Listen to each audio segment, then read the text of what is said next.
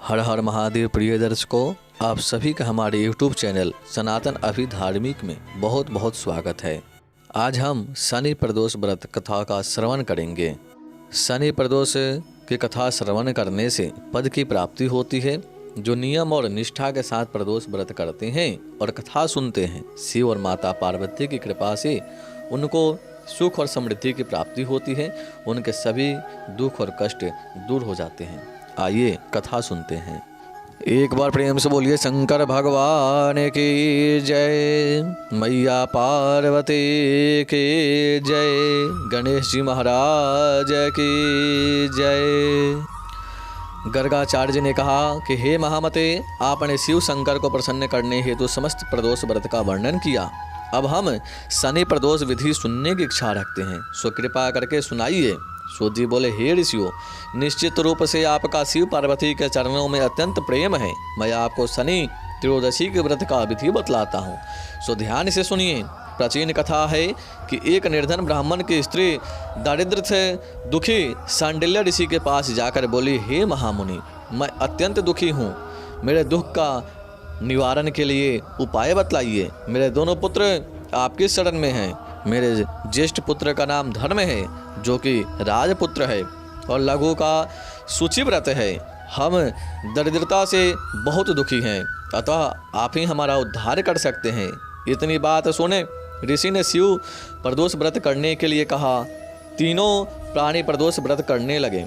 कुछ समय पश्चात प्रदोष व्रत आया। तीनों ने व्रत का संकल्प किया। छोटा लड़का, जिसका नाम सूचिव्रत था, एक तालाब पर स्नान करने को गया तो उसे मार्ग में स्वर्ण कलश धन से भरपूर मिला।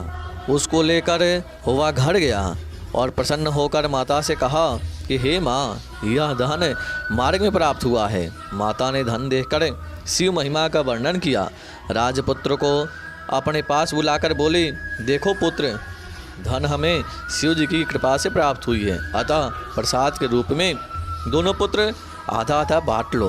माता का वचन सुने राजपुत्र ने शिव पार्वती का ध्यान किया और बोला, हे पूज्य, यह धन आपके पुत्र का ही है, मैं इसका अधिकारी नहीं हूँ। मुझे शंकर भगवान और माता पार्वती जब देंगे तब मैं लूँगा। इतना कहकर राजपुत्र शंकर जी की पूजा में लग गया। एक दिन दोनों भाइयों का प्रदेश भ्रमण का विचार हुआ।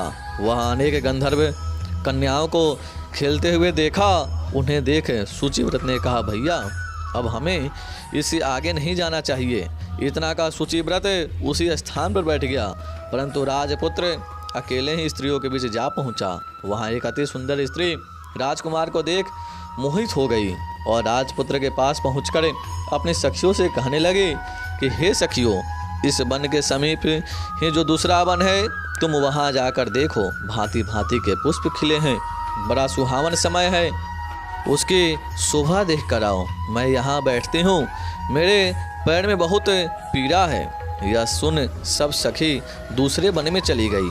वह सुंदर राजकुमार की ओर देखती रही। इधर राजकुमार भी उसे कामों के दृष्टि से निहारने लगा। युवती बोली, आप कहाँ रहते हैं? वन में कैसे पधारे? किस राजा के पुत्र हैं? क्या नाम है? राजकुमार बोला, मैं विदर्भ नरेश का पुत्र हूँ, आप अपना परिचय दें। युवती बोली, मैं विद्रविक नामक गंधर्व की पुत्री हूँ, मेरा नाम अंशुमति है। मैंने आपके मन स्थिति को जान लिया है कि आप मुझ पर मोहित हैं। विधाता ने हमारा तुम्हारा संजोग मिलाया है। युवती ने मोतियों का हार राजकुमार के गले में डाल दिया। राजकुमार हार स्वीकार करते हुए बोले कि हे भद्रे, मैंने आपका प्रेमोपहार स्वीकार कर लिया है, परंतु मैं निर्धन हूँ।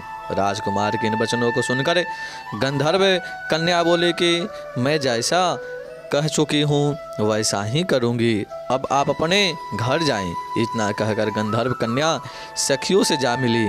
घर जाकर राजकुमार ने सूचिव्रत को सारा वृत्तांत सुनाया। जब तीसरा दिन आया, वह राजपुत्र सूचिव्रत को लेकर उसी वन में जा पहुंचा। वही गंधर्व राज अपनी कन्या को लेकर आ पहुंचा। इन दोनों राजकुमारों को देख आसन दे कहा कि मैं कैलाश पर गया था। वहाँ शंकर जी ने मुझसे कहा कि धर्मगुप्त नाम का एक राजपुत्र है जो इस समय राजविहीन निर्धन है, मेरा परम भक्त है। हे गंधर्वराज, तुम उसकी सहायता करो। मैं महादेव जी की आज्ञा से इस कन्या को आपके पास लाया हूँ। आप इसका निर्वाह करें। मैं आपकी सहायता का राजगद्दी के आपके शत्रुओं का विनाश के लिए आपको आशीर्वाद देता हूँ। इस प्रकार गंधर्वराज ने कन्या का विधिवत विवाह कर दिया। विशेष धन और सुंदर गंधर्व कन्या को पाकर राजपुत्र अति प्रसन्न हुआ। भगवत कृपा से अपने शत्रुओं का दमन कर के राज्य का सुख भोगने लगा। अगर आपको ये वीडियो अच्छी लगी हो तो कमेंट सेक्शन में हर हर महादेव लिखना ना भूलें।